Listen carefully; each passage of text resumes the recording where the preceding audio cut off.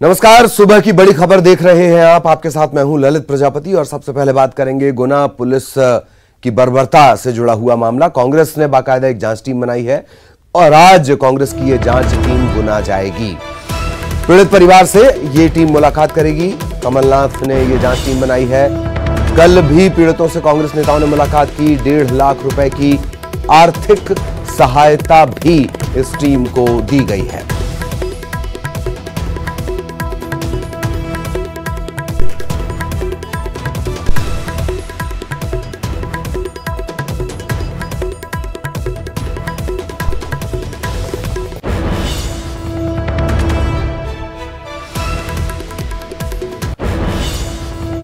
और वर्दी की बेरहमी के इस पूरे मामले में अब एक नया मोड़ आ गया है। भूमाफिया बताकर जिससे इस पूरे घटनाक्रम का मुख्य मास्टरमाइंड बताया गया, वो बीएसपी का सक्रिय कार्यकर्ता निकला है। गब्बू पारदी और उसकी पत्नी नागकन्या पारदी बहुजन समाज पार्टी से पार्षद भी रह चुके हैं। पिछले 20 सालों से दोनों नेतागिरी कर रहे हैं। वहीं इस मामले में पुलिस अधीक्षक कार्यालय ने गब्बू को जिला बदर करने का प्रस्ताव कलेक्टर कार्यालय को भेजा है। गब्बू के ऊपर हत्या, लूट, डकैती जैसे 16 आपराधिक मामले दर्ज हैं। गब्बू ने न्यूज 18 से बातचीत में यह कहा, खुद को पाक साफ बताया। गब्बू के मुताबिक जिस सरकारी जमीन को लेकर विवाद है, उस पर वो पिछले 40 साल से काबिज है। मामला ग्वालियर हाईकोर्ट में भी है। गब्बू पारदी ने बताया कि वो नहीं जानता कि भूमाफिया क्या है, क्या होता है। आरोप लग रहे हैं। अब साहब हम भूमाफिया नहीं समझते हैं क्या होता है भूमाफिया। अच्छा, बहुजन समाज पार्टी से अपना क्या रिश्ता है? क्या बहुजन समाज में पार्टी में साहब आज भी जुड़े हैं, 30 साल से जुड़े हैं। और 3 वक्त बमोरी जनपद सिलोचना पारदी भी छोटे भैया की रहे, 2 वक्त मैं रही, 1 वक्त मैं रहा, मेरी मिसेज रही।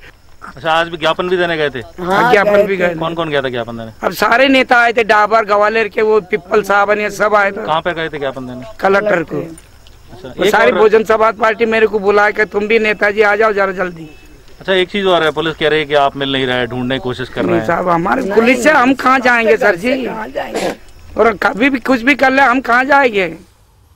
तो अब ये कहा जा रहा है कि इस भूमाफिया को जिला बदर किया जाएगा। गब्बू पारदी को जिला बदर करने की तैयारी है। एसपी कार्यालय से कलेक्टर कार्यालय को प्रस्ताव भी भेजा गया है। कैंट कोतवाली धरनावदा थाने में 16 आपराधिक मामले इस पर दर्ज हैं। हत्या, लूट, डकैती समेत कई मामलों का खुलासा हुआ है। और कांग्रेस नेता दिग्विजय सिंह ने इस मामले में ट्वीट किया है। बीजेपी के प्रदेश अध्यक्ष वीडी शर्मा की मांग को लेकर उन्होंने ट्वीट किया है। गब्बू पारदी से संबंध की जांच की मांग का स्वागत करता हूं। सीएम से अनुरोध है कि जांच वीडी शर्मा को सौंपी जाए, यह दिग्विजय सिंह का कहना है। बीजेपी सरकार को भी घेरा कि यह भी जांच हो कि कब्जा हटाने की कार्रवाई 15 साल तक क्यों नहीं हुई। कल वीडी शर्मा ने सीएम शिवराज को पत्र लिखा था। गब्बू पारदी और दिग्विजय के कनेक्शन की जांच की बात कही थी। पत्र में दोनों के कनेक्शन की जांच की मांग उठाई गई। गुना कांड में मुख्य अतिक्रमणकारी गब्बू पारदी है। सवाल यह है कि गब्बू पारदी कौन है, गब्बू पारदी इस फिल्म में कैसे है, कैसे नहीं है। क्या पुलिस की बेरहमी इस बात से जायज हो जाती है, नाजायज हो जाती है? पुलिस को उस बात की इजाजत देना कि किसी को इस तरीके से बेरहमी से पीटा जाए, वो जायज और नाजायज हो जाता है। गब्बू पारदी के अपने अलग केसेस हैं, वो एक अलग मामला है।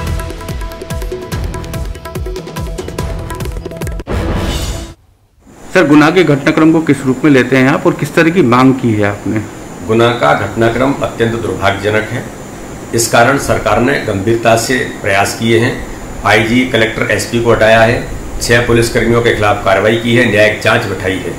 लेकिन दिग्विजय सिंह और गब्बू पारदी का क्या कनेक्शन है, और कॉलेज के जो ठेकेदार हैं, इन सब लोगों में जो गब्बू पारदी है एक आदतन अपराधी जिसके ऊपर 46 मुकदमे दर्ज हैं, कांग्रेस का वो कार्यकर्ता है, इसकी क्या भूमिका है, दिग्विजय सिंह के साथ क्या कनेक्शन है, इसको लेकर के मैंने माननीय मुख्यमंत्री जी को पत्र लिखा है। इस घटनाक्रम की जांच गंभीरता के साथ होनी चाहिए।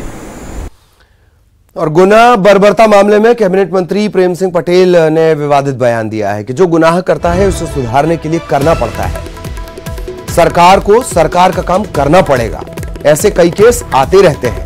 प्रेम सिंह पटेल मध्य प्रदेश के सामाजिक न्याय मंत्री हैं।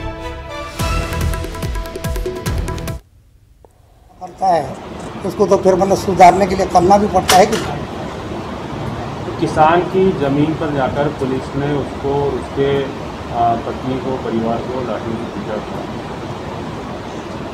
मेरे को इतनी जानकारी नहीं है, दिखवा लेंगे हम लोग। और उसी किसान के ऊपर केस भी दर्ज कर दिया पुलिस ने। देखो मैं ये कह रहा हूँ, ऐसे कई केस आते हैं, जमीन बेच भी देते हैं फिर वापस मांगते हैं, तो सरकार को तो सरकार का काम करना पड़ेगा ना। खबर भोपाल से, आरोपी प्यारे मियां को क्या वीआईपी ट्रीटमेंट दे रही है पुलिस। प्यारे मियां को लाने के बाद भी पुलिस पर सवाल कि गिरफ्तारी होने पर आरोपी के हाथ में हथकड़ी क्यों नहीं डाली गई। बिना हथकड़ी के एयरपोर्ट से पुलिस कंट्रोल रूम तक उसे लाया गया, फिर बिना हथकड़ी के ही जेपी अस्पताल उसे ले जाया गया, अस्पताल से फिर कंट्रोल रूम, बिना हथकड़ी के पुलिस उसे लेकर आई। हथकड़ी नहीं लगाने से पुलिस की भूमिका पर सवाल उठ रहे हैं। प्यारे मियां ने विदेशों में भी अपना साम्राज्य फैला रखा है। विदेशों में 10 से ज्यादा प्रॉपर्टी की जानकारी एसआईटी ने जुटाई है। ATS, intelligence, ED, income tax department ये सक्रिय है। एसआईटी की 5 टीम प्यारे की कुंडली तैयार कर रही है और प्यारे मियां बच्चियों का अबॉर्शन तक कराता था। अब ये जानकारी निकल कर आ रही है, शाहजहानाबाद के अस्पताल में बच्चियों का अबॉर्शन इसने करवाया है और आरोपी इस दौरान खुद को इन बच्चियों का रिश्तेदार बताया करता था। चाइल्ड लाइन और पुलिस को दिए बच्चियों के बयान में इस बात का खुलासा हुआ है 2.5 साल से ये बच्चियों के साथ रेप कर रहा था। ये तो वो मामले जो अब सामने आए हैं। पूछताछ के बाद तो ये कुंडली और ज्यादा बढ़ेगी। और प्यारे मियां से एसआईटी लगातार पूछताछ में जुटी है। उसे कल एसआईटी श्रीनगर से लेकर भोपाल आई है। आज प्यारे मियां को एसआईटी कोर्ट में पेश किया जाएगा और आरोपी के खिलाफ एक्शन लगातार जारी है। प्यारे मियां का फ्लैट सील कर दिया गया है। प्यारे मियां के प्रोफेसर कॉलोनी में मौजूद अखबार के दफ्तर को भी खाली करवा दिया गया है। अखबार का रजिस्ट्रेशन रद्द कर दिया जाए, इस बात की अनुशंसा भी कर दी गई है। सिफारिश इस बात की कर दी गई है।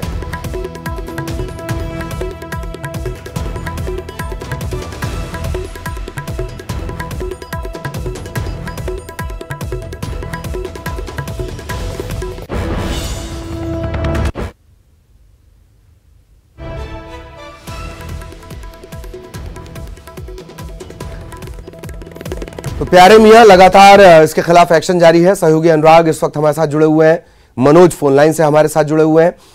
मनोज, क्या कुछ अपडेट आज का रहेगा ये शॉर्ट में बताएं, फिर एक सवाल रहेगा मेरा अनुराग के पास। मनोज, आज बिल्कुल आज कोर्ट में पेश किया जाएगा। गिरफ्तारी के बाद 24 घंटे आरोपी को होने वाले, यही कारण है कि आज जो है लंच से पहले प्यारे मियां को एसआईटी की टीम कोर्ट में पेश करेगी। इसके अलावा रिमांड पर लेकर उससे लंबी पूछताछ की जाएगी, क्योंकि कई सवाल हैं जिनके जवाब पुलिस को जानना जरूरी है। इसके अलावा जो घटना स्थल लड़कियों ने बताए हैं, जहां जहां इस वारदात को आरोपी ने अंजाम दिया है, वहां पर पुलिस की टीम इस आरोपी को लेके जाएगी। तो आज पूरा दिन जो है वो एसआईटी इस आरोपी से पूछताछ करेगी। रिमांड कितने दिन का लेती है पुलिस, ये पुलिस पे डिपेंड करता है। लेकिन कई सवाल गिरफ्तारी के बाद भी ललित खड़े हो रहे हैं, क्योंकि वीआईपी ट्रीटमेंट देने की बात सामने आ रही है। आरोपी को अभी तक हथकड़ी नहीं लगाई गई, जबकि मेडिकल कराने से लेके पुलिस की टीम एयरपोर्ट से लेके उसे पुलिस कंट्रोल रूम लेकर पहुंची थी। इसके अलावा एक सवाल वीआईपी ट्रीटमेंट को लेकर यहाँ पर यह भी ललित उठ रहा है कि जब थाने में एफआईआर है तो आरोपी से थाने में ही पूछताछ की जाना चाहिए थी, ना कि उसे एक पुलिस कंट्रोल रूम में। जबकि ये नया पुलिस कंट्रोल रूम है और इसे वीआईपी पुलिस कंट्रोल रूम कहा जाता है, क्योंकि इसका निर्माण हाल ही में हुआ है। तो ऐसी जगह पर आरोपी से पूछताछ क्यों की जा रही है? ये 2 तरीके के सवाल है, एक तो हथकड़ी और दूसरा पूछताछ का स्थान। ये अब पुलिस अधिकारियों पर सवाल खड़े कर रहा है कि आखिरकार इतना वीआईपी ट्रीटमेंट देने की आरोपी को क्या जरूरत है? क्या आरोपी के भागने की आशंका पुलिस को नहीं है? जब श्रीनगर आरोपी भाग सकता है तो पुलिस की कस्टडी से क्यों नहीं भाग सकता? ये सवाल अब पुलिस के सामने है कि आखिरकार वीआईपी ट्रीटमेंट क्यों इस दरिंदे को दिया जा रहा है, आरोपी को दिया जा रहा है। बड़ा सवाल यही भी है, वीआईपी ट्रीटमेंट क्यों दिया जा रहा है। और सवाल सिर्फ ये ही क्यों बनाया जाए कि ये पूछा जाए कि साहब क्या भाग नहीं सकता, क्या भगाया नहीं जा सकता? ये भी एक बड़ा सवाल रहेगा। यही मेरा आगे आपसे मनु सवाल रहेगा। लेकिन अनुराग हमारे साथ लगातार बने हुए हैं।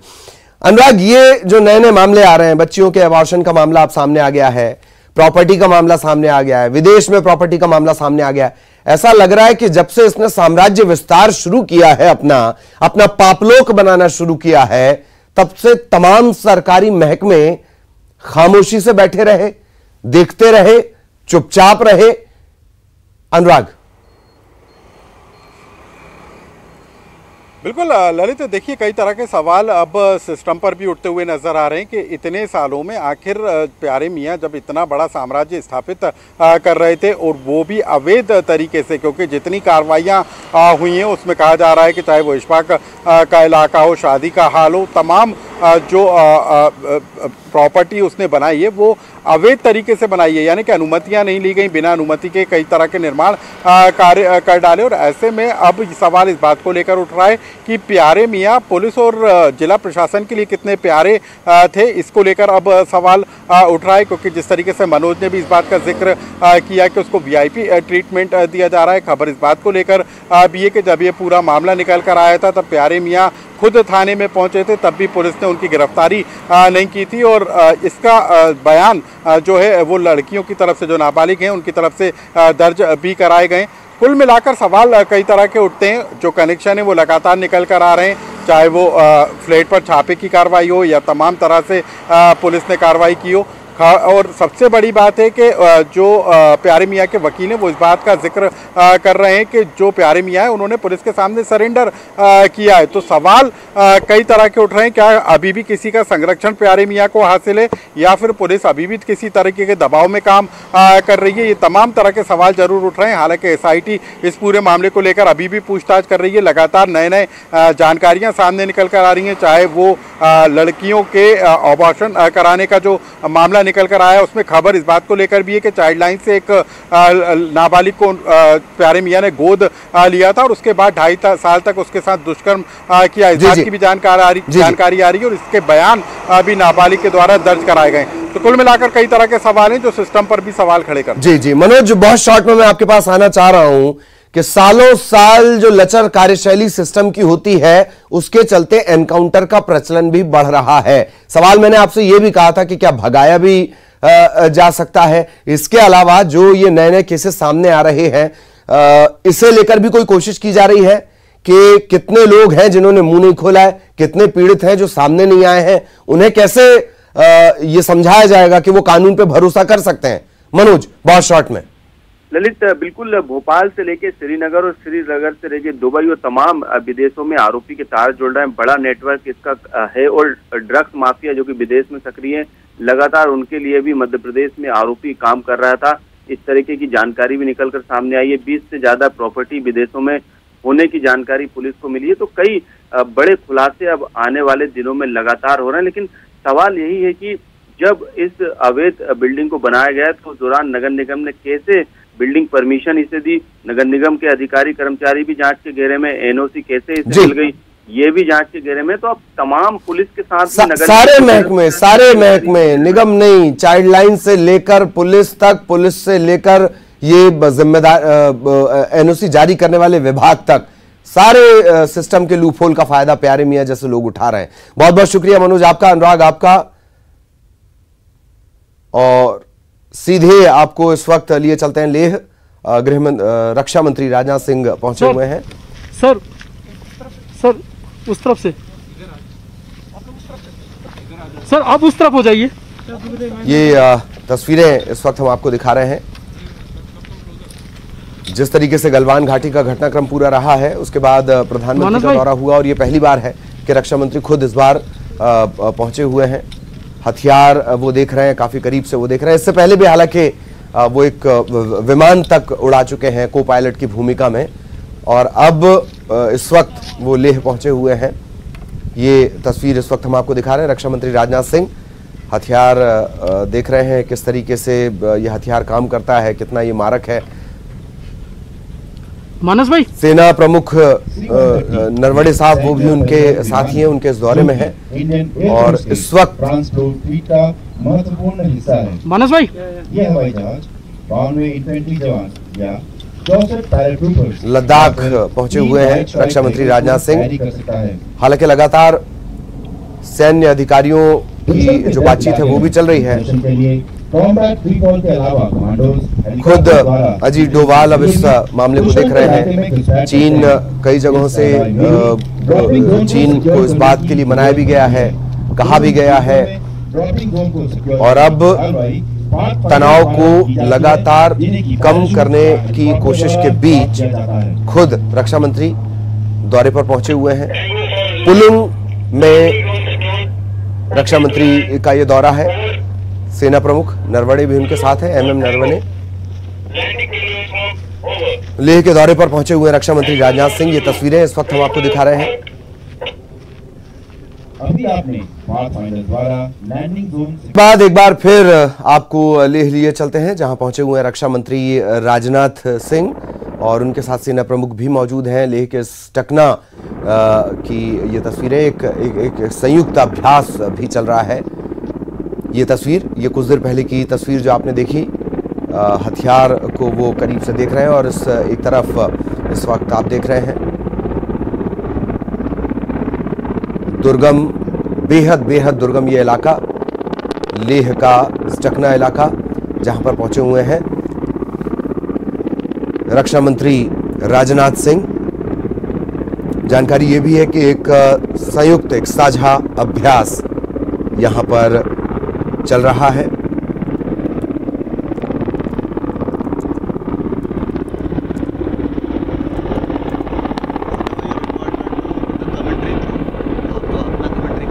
LAC पर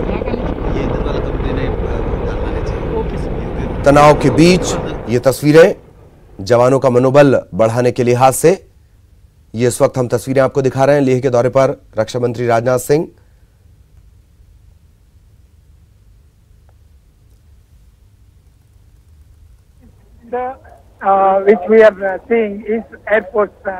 गलवान घाटी में हुए चीन से विवाद के बाद लेह पहुंचे हुए हैं राजनाथ सिंह, वरिष्ठ सैन्य अफसर। जानकारी ये भी मिल रही है कि CDS बिपिन रावत भी रक्षा मंत्री के साथ हैं। फॉरवर्ड पोस्ट पर तैनात जवानों से मुलाकात का उनका कार्यक्रम है, सैन्य अधिकारियों के साथ बैठक का उनका कार्यक्रम है। विपरीत परिस्थितियों में काम करते जवानों के मनोबल को मजबूत करने के इरादे से रक्षा मंत्री राजनाथ सिंह यहां पहुंचे हुए हैं।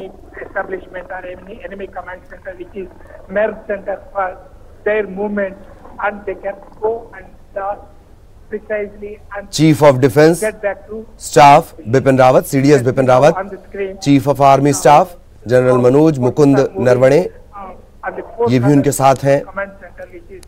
बीते दिनों प्रधानमंत्री मोदी के दौरे के बाद अब रक्षा मंत्री राजनाथ सिंह का ये दौरा।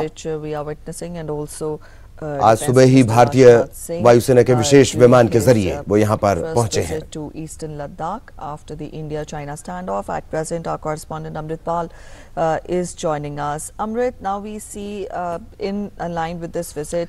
इससे पहले राजनाथ सिंह ने बाकायदा ट्विटर के जरिए इस बात की जानकारी भी दी, leaving for Leh on a 2-day visit to Ladakh and Jammu Kashmir, कि लेह और लेह लद्दाख और जम्मू कश्मीर के दौरे पर वो रहेंगे। 2 दिन का ये दौरा है।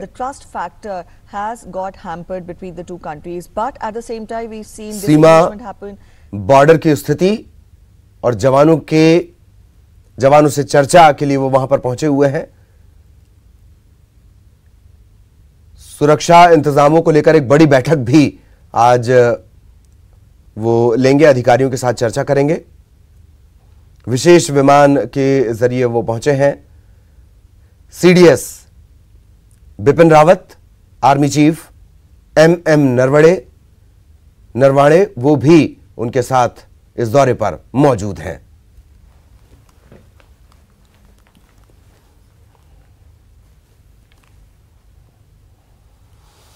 और इसी के साथ इस बुलेटिन में इतना ही। नमस्कार।